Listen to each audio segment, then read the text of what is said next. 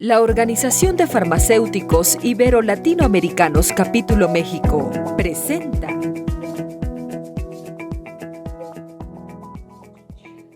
Hola colegas, bienvenidos a la entrevista Horizonte Farmacéutico de la FIL Delegación México. Soy la doctora Silvia Salas y hoy contamos con la presencia de la farmacéutica clínica Laura Morales Cepeda, quien se encuentra desde la ciudad de Miami, Florida. Hola Laura, ¿cómo estás? Hola Silvia, muy bien, gracias. Gracias por la invitación. De nada, gracias a ti por aceptarnos. Sabemos que, sí, que estás muy ocupada y que realmente vas a salir casi corriendo al trabajo. Pero vamos a iniciar. Laura, coméntanos sobre tu formación académica y tus actividades profesionales. Sí, a ver, yo me gradué en el año 2010, salí por la Facultad de Farmacia de la Universidad de los Andes en Venezuela, que es mi ciudad natal. Hice la carrera, los 5 años que nosotros requerimos. El último año de carrera nosotros usamos una especie de especialización. Yo la hice en el área de biofarmacia biotecnología.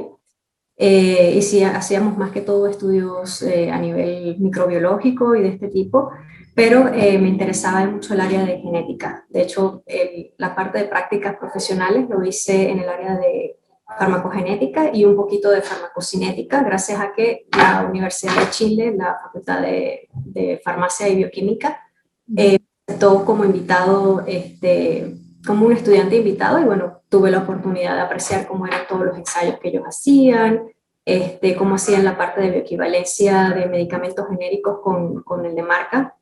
Casualmente en el momento en el que yo fui, ellos estaban haciendo un estudio de bioequivalencia para un producto en una, ¿cómo se llama?, en una empresa privada.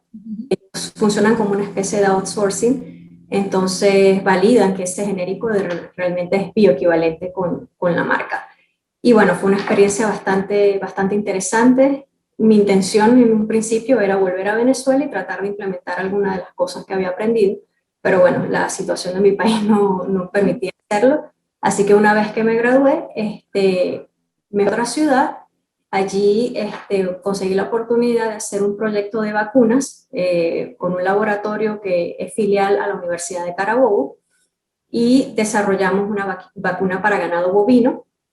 Era un proceso de más o menos unos 3 meses, así que fue de lleno todos esos 3 meses haciendo todos los exámenes o las pruebas para sacar la vacuna y generar el lote de producción. Y estando allí mismo en la Universidad de Carabobo, bueno, conseguí la oportunidad de trabajar en la Facultad de Medicina. Hice un contacto con la cátedra de farmacología y ingresé como profesora adjunto a la Facultad de Medicina. Estuve dando clases un poco más de un año y medio. Fue una experiencia maravillosa. Recién graduada, te podrás imaginar, yo con todos los conocimientos aquí, pero ya la parte pedagógica es un poco más difícil, aunque a mí siempre me ha gustado enseñar, pero eran auditorios de hasta 200 estudiantes, entonces era así como que yo recién graduada, así que, pero bueno, fue una experiencia maravillosa. Luego, bueno, presupuestos de la universidad, etcétera, etcétera, tuve que buscar un trabajo adicional y empecé a trabajar en farmacia comunitaria en una de las cadenas de farmacias de allá de Venezuela. Allí, bueno, no me conformaba con estar solamente dispensando, entonces me metí de lleno con la parte de atención farmacéutica y conecté con como los farmacéuticos de más arriba de la organización, y logré que se me diera la oportunidad de hacer como programas de capacitación para los técnicos de farmacia, porque digamos, ellos son como que la fuerza en toda farmacia, bien sea en farmacia de hospital como en farmacia comunitaria. Ellos son la fuerza de trabajo que nosotros tenemos y son nuestra mano derecha. Y yo decía, bueno, si ellos son los que tienen contacto directo con los pacientes y son quienes me van a traer a pacientes a mi programa, yo necesito que ellos estén bien entrenados, bien educados, y quiero llevar a cabo este tipo de capacitación para los técnicos. No solamente que estén buscando cajitas o en la registradora, sino que sean personas que estén capacitadas y que tengan un buen nivel para que eso también traiga más gente a mi farmacia. Y bueno, fueron más o menos 3 años antes de yo venirme acá a los Estados Unidos, y tenía un grupo de trabajo maravilloso, mis técnicos eran excelentes y bueno, estábamos muy contentos con el programa y con lo que estábamos logrando. Pero bueno, ya situaciones ajenas a mi voluntad, la situación del país, etcétera, y hizo que nosotros, bueno, mi esposo y yo migráramos acá a los Estados Unidos.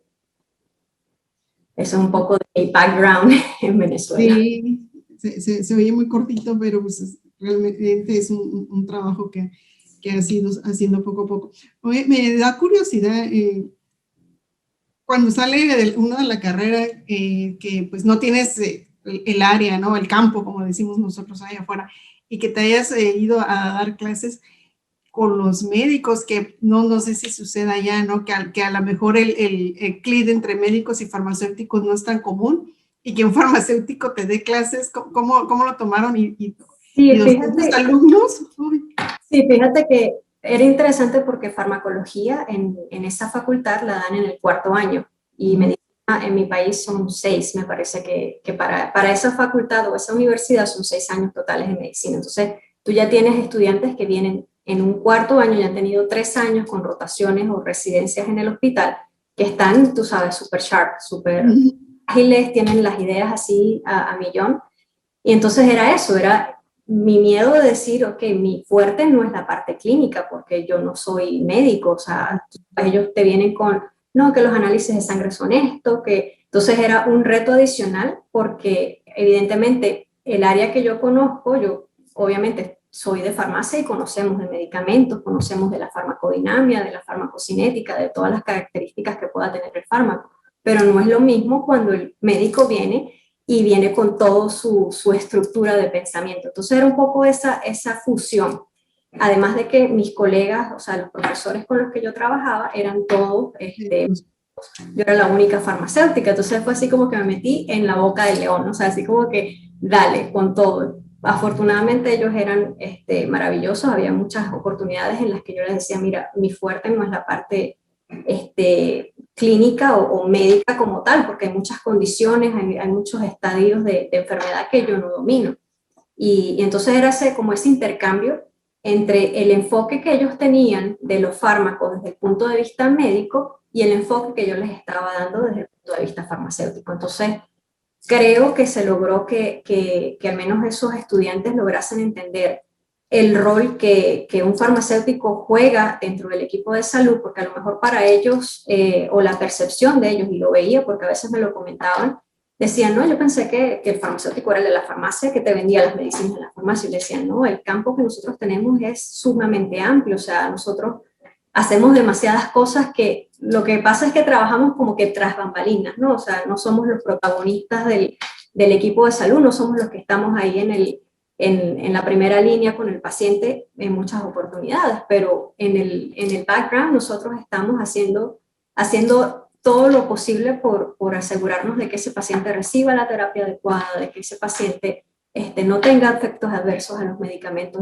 entre muchísimas cosas, o sea, tanto desde lo más esencial como producir el medicamento, asegurarnos de que el medicamento siga las normas de producción correctas, que tenga un control de calidad, etcétera, que estamos metidos allí también, como desde el momento en el que el medicamento va siendo administrado al paciente. Entonces estamos involucrados en todo, solo que no somos como que los más escandalosos dentro del equipo de salud. Sí, pero sí. De hecho, algo similar sucede aquí en México. No, ya aunque ahorita apenas estamos así como despuntando un poco más, ¿no? Siendo más reconocidos, por así decirlo. Y sí, dicen, yo pienso que el farmacéutico era el que estaba nomás ahí en el laboratorio, o el químico, o sea, no lo ubicaban, pero pues qué bueno que se dio ese conjunto ahí contigo. Y sí, me imagino que esa generación salió muy buena porque llevaba la parte clínica y la parte farmacológica muy bien afianzada, que eso sería importante, ¿no? Que se mezclen con que alguien del área de farmacia te dé en medicina para que también... Y uno puede aprender, porque como bien dices, ¿no? La clínica no la tienes. Yo también no sabía cuando ya llegué a un hospital de las clasificaciones que de Child y que no sé qué para cardio y todo así como que yo sé el medicamento, pero esto es como aprender. Y entonces... Pasando eso, llegas a Estados Unidos, me imagino que ahí no fue tan fácil de ya llegué, soy farmacéutica y... Sí, ahí fue un choque más de, digamos, yo soy muy abierta a todo, o sea, yo no voy a decir que me frustré porque llegué y dije, ok, no soy nadie acá, porque uno llega acá y a pesar de que tienes un título en tu país, de que tienes experiencia, de que has hecho cosas, tienes experiencia previa, llegas a un nuevo país donde todo es sumamente regulado, porque acá no es que yo llegué y digo, ok, aquí tengo mi título y ya puedo ejercer aquí. Es un proceso mucho más largo, tienes que pasar muchas etapas para poder licenciarte como farmacéutico y poder ejercer. Entonces yo dije, bueno, nada, estoy abierta para lo que sea. O sea, de hecho, yo llegué aplicando a cualquier tipo de trabajo. Yo dije, lo que me salga es como para empezar, pero siempre mi meta fue, voy a sacar mi reválida, no me voy a quedar solamente haciendo lo que me salga, sino mi proyección a futuro es licenciarme como farmacéutico. ¿Cuánto tiempo me va a tomar? No lo sé, porque era el problema, el tiempo, si tenía un trabajo full time, el proceso que iba a seguir, que tampoco lo conocía. Yo hice un proceso en el que no tuve que ir a la universidad, porque ir a la universidad implicaba cursar 3 años para sacar el PharmD, cosa que es sumamente costosa y yo no contaba con los recursos. Entonces conseguí una vía alterna con el Board of Pharmacy, y bueno, hice ese proceso, pero fue así como que de fallo y error, porque no conocía, no tenía referencia de nadie que lo hubiese hecho, así que fue como ir al paso, pues, ir haciendo las cosas a medida que se me iban dando, y bueno, enviar papeles, me los rechazaban, me mandaban una comunicación, y yo, bueno, ¿qué hice mal? Entonces, en eso me llevó mucho tiempo. En total fueron más o menos como 3 años y medio entre hacer todo eso, entre mejorar y casi que perfeccionar el inglés, porque el nivel que ellos te piden para el examen de inglés es bastante alto. Y a pesar de que yo sentía de que tenía un buen inglés, pues no llegaba a lo que ellos me solicitaban. Entonces eso fue un poco de todo, ¿no? Afortunadamente, la primera oferta de trabajo, la primera entrevista de trabajo que me llegó fue en farmacia, en la cadena de farmacias acá de CVS. Y bueno, yo llegué a la entrevista y estaba con un farmacéutico y con el manager de la tienda. Y entonces ellos empiezan a entrevistarme y a preguntarme qué había hecho y todo esto. Entonces ellos me dicen, ¿pero qué haces tú buscando trabajo como técnico? Y entonces yo le digo, mira, yo no tengo ni siquiera licencia como técnico. No quiero ir a una escuela y pagar un curso de técnico de farmacia porque yo soy farmacéutico. O sea, me parece una pérdida de tiempo y una pérdida de dinero. Si ustedes me dan la oportunidad, yo les voy a demostrar de que estoy capacitada para hacer el trabajo, pues. Entonces, contrataron como si estuviese entrenando, y nada, en cuestión de 2 o 3 meses ya me dieron la licencia de técnico y estuve con ellos más o menos 2 años y medio, 3 años en farmacia comunitaria. Es sumamente exigente, es sumamente estresante. Acuérdate que aquí la atención al cliente es súper top, o sea, aquí lo que el cliente dice, y a veces era un poco frustrante porque tú hacías todo lo que estaba a tu alcance por satisfacer la necesidad del paciente y a veces no lo lograba, bien sea por un problema con el seguro, muchísimas cosas, disponibilidad de medicamento, etc. Entonces era ese choque con los clientes todo el tiempo, clientes pacientes que les decía yo, y entonces era un poco estresante. Luego yo dije, bueno, ya, yo creo que ya aquí cumplí el tiempo que yo necesitaba para aprender y para hacer lo que necesitaba hacer. Me gustaría entrar en hospital, pero aquí es sumamente complicado entrar en hospitales porque ellos son muy selectivos con el personal que ingresa a su nómina. Entonces dije, bueno, yo algún día voy a entrar en hospital, no sé cuándo, pero ahí yo seguía aplicando. Yo creo que para yo entrar al hospital donde estoy actualmente, en el lapso de unos 2 o 3 años habré aplicado como unas 15 o 18 veces y no te estoy mintiendo como técnico. Sí, te creo. Bueno, luego apliqué a un trabajo, era un contrato en otro hospital, no en el que estoy actualmente, era en otro hospital, que manejaba una farmacia de especialidades. Una farmacia de especialidades acá es este tipo de farmacias que suministran medicamentos de muy alto costo y muy específicos, bien sea para enfermedades, lo que llaman medicamentos huérfanos, que son como que caso en un millón, medicamentos para pacientes de trasplante. Nosotros trabajábamos ahí, ese hospital, el Jackson, tiene una unidad de trasplantes de médula, trasplantes de pulmón, de riñón, de corazón. Entonces, todas estas terapias que se enviaban a casa, porque era como por mail order, todos estos medicamentos nosotros los trabajábamos en esa farmacia. Entonces era un trabajo de técnico, pero entonces al mismo tiempo era hacer como el llamado al paciente a su casa, decirle, mira, ya estás a tiempo de hacer los refills de tus medicamentos, que necesitas que te enviemos, todo este tipo de cosas, si algún tipo de terapia había cambiado, si necesitábamos llamar al doctor para obtener una receta actualizada, etcétera, etcétera. Entonces era un poco de teléfono y un poco de manejo de medicamentos como tal. Ahí, bueno, estuve esos 6 meses y eso, el simple hecho de que tuviese un poquito de experiencia a nivel hospitalario, a pesar de que no era con pacientes hospitalizados, sino en una filial, como que le dio ese poquitico al currículum que me faltaba para poder entrar a nivel hospitalario. Y allí fue cuando ya terminé de trabajar en esa farmacia de especialidades y en 2 o 3 semanas conseguí la oferta de trabajo en el hospital que estoy. Y ahí, bueno, ahí empecé igual como técnico desde abajo, porque como no tenía técnicamente experiencia en hospital, entonces empiezas como sin experiencia. Y ahí poco a poco vas ganando experiencia hasta el punto de que ya cuando terminé de hacer mis exámenes de licenciado de farmacia, ya yo estaba entre los niveles más altos de técnicos, entonces, y de verdad con el equipo de trabajo con quien estoy, son maravillosos, de verdad fueron súper, me apoyaron muchísimo durante el proceso, siempre me preguntaban, ¿cuándo terminas los exámenes para que ya te vengas acá a trabajar con nosotros como farmacéutico?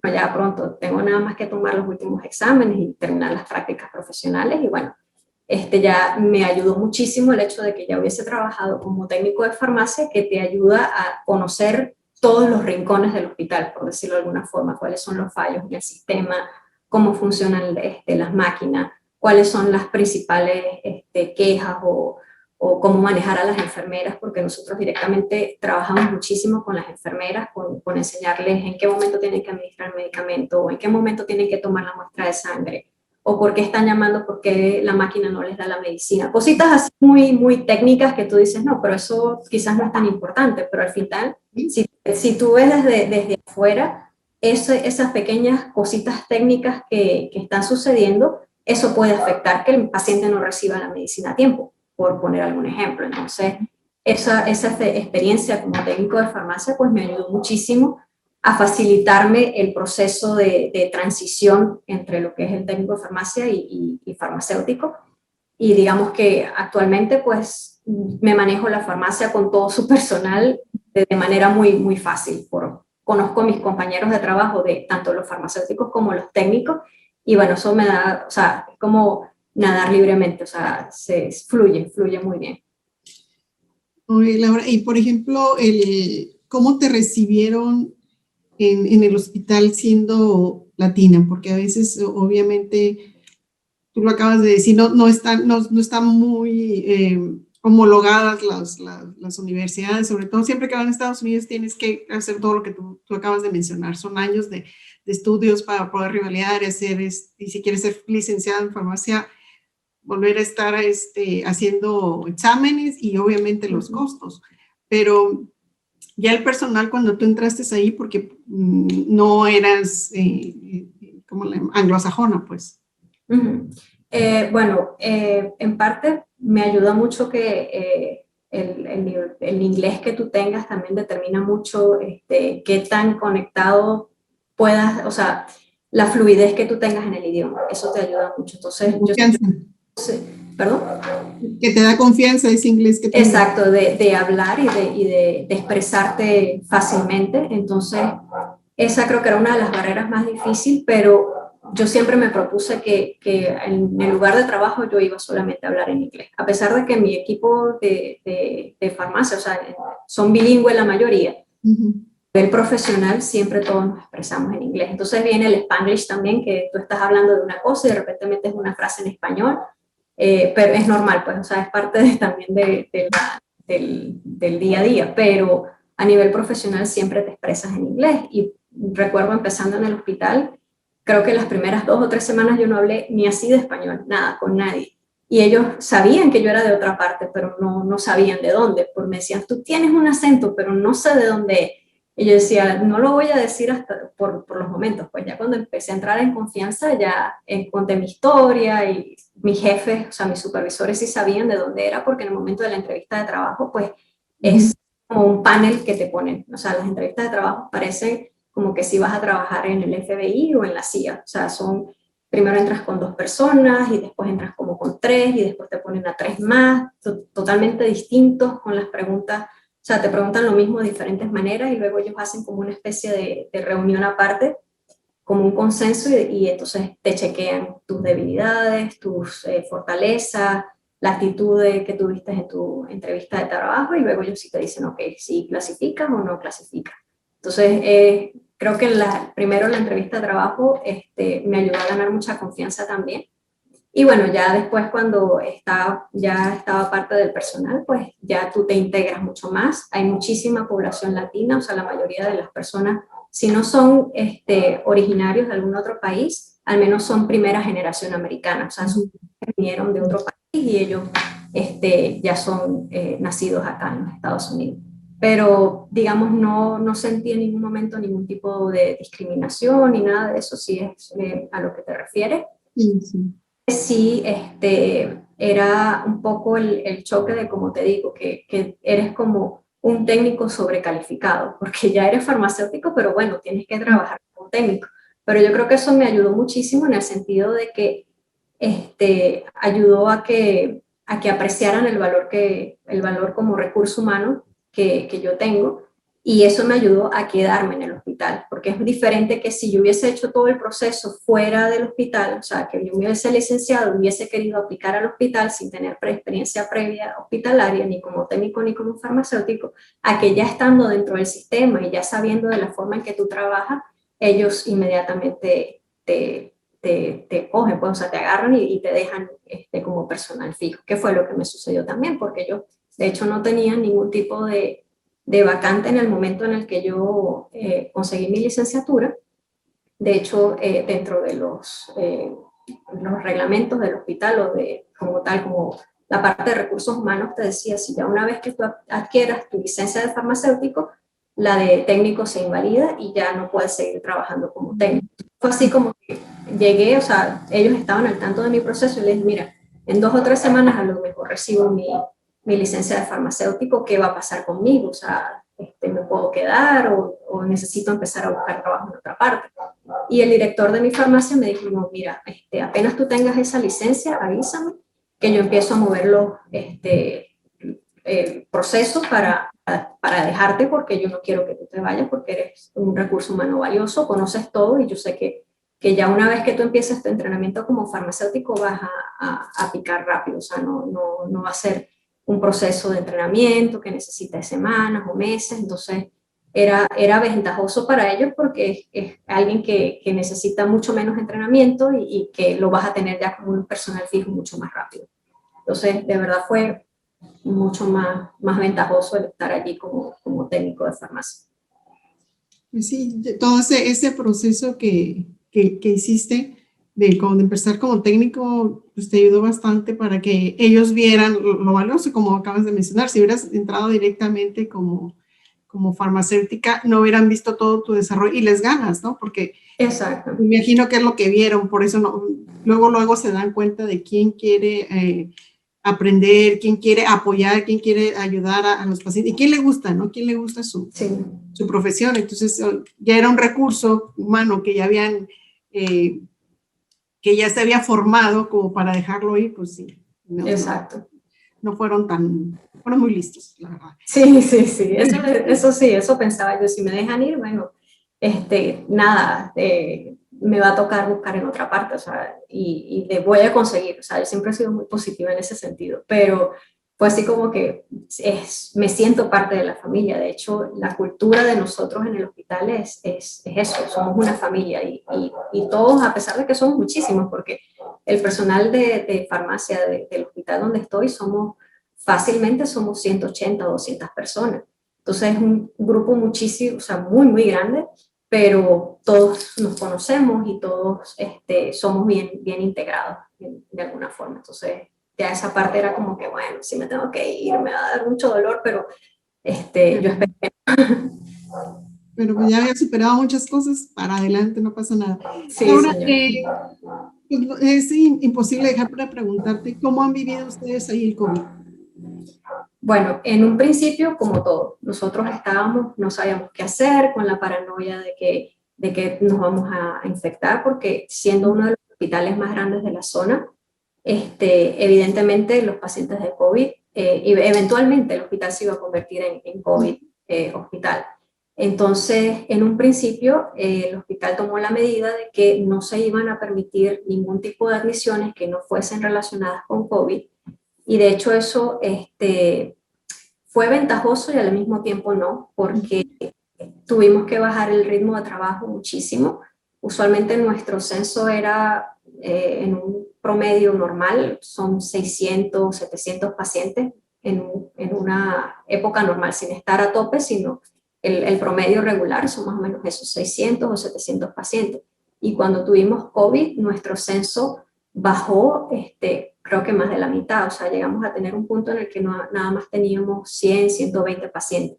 Cosa que, bueno, porque no eran pacientes que teníamos de COVID, pero no teníamos el ingreso fuerte que era el nuestro, que era por procedimientos, por trasplantes o por cirugías de corazón abierto, todo este tipo de cosas estaban completamente suspendidas, todo el tipo de cirugías electivas estaban suspendidas, entonces igualmente mucho del personal fue acortado en el sentido de las horas que tenían que trabajar, porque el hospital obviamente no podía costear tener tanta gente con poquito censo.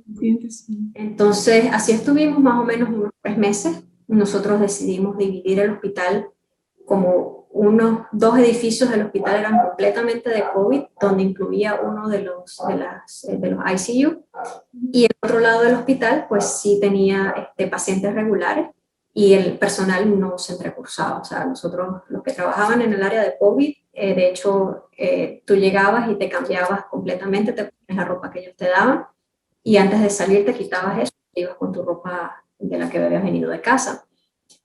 Poco a poco se fue abriendo un poco más del tipo de admisiones que estábamos recibiendo.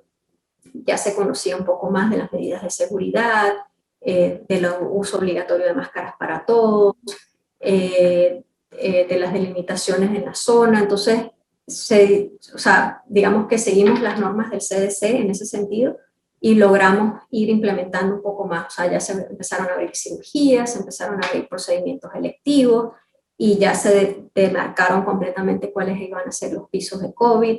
En un punto, cuando la ola de casos estuvo muy alta, tuvimos que abrir un tent afuera del hospital, como una tienda de campaña. Sí.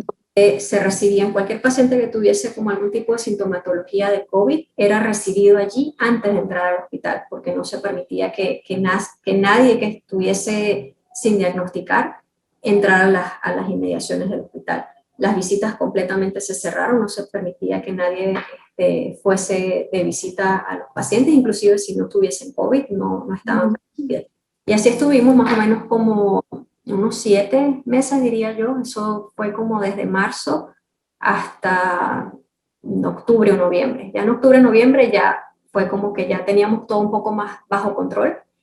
El hospital invierte muchísimo dinero en ampliaciones, entonces se abrió todo un edificio nuevo que venía en construcción, aceleraron el proceso de apertura y eso dio abasto a que se abriesen 48 camas nuevas de ICU para todos aquellos pacientes que no fuesen COVID, y lo que era el ICU que nosotros teníamos antes quedó como COVID ICU, o sea, es únicamente para pacientes con COVID.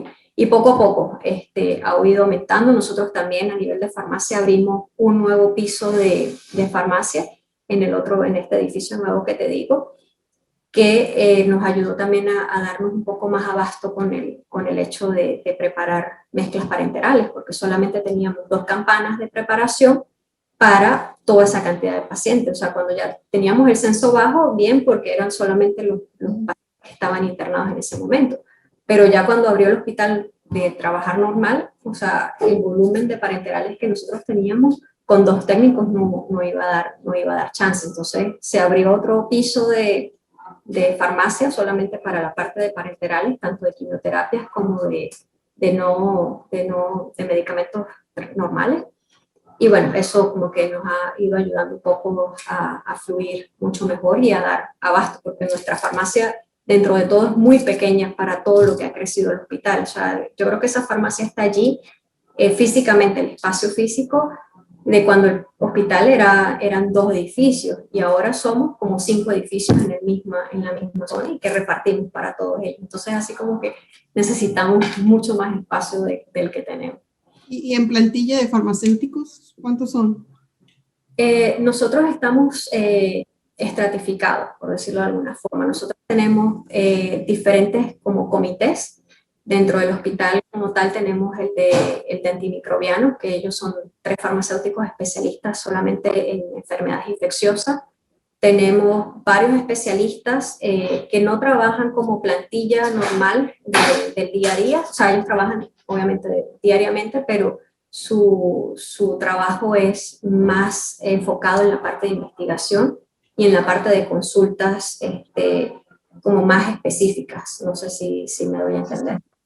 Entonces tenemos especialistas en farmacocinética, tenemos especialistas en nutrición parenteral, tenemos especialistas en antimicrobianos, ya lo mencioné, tenemos los especialistas en quimioterapia, que ellos son un equipo como de 5 farmacéuticos. Entonces, si menciono los especialistas, los que son más altos dentro de la categoría, ellos son como 15 farmacéuticos más o menos, entre todas las áreas, antimicrobianos, quimio, cardiovascular, etc.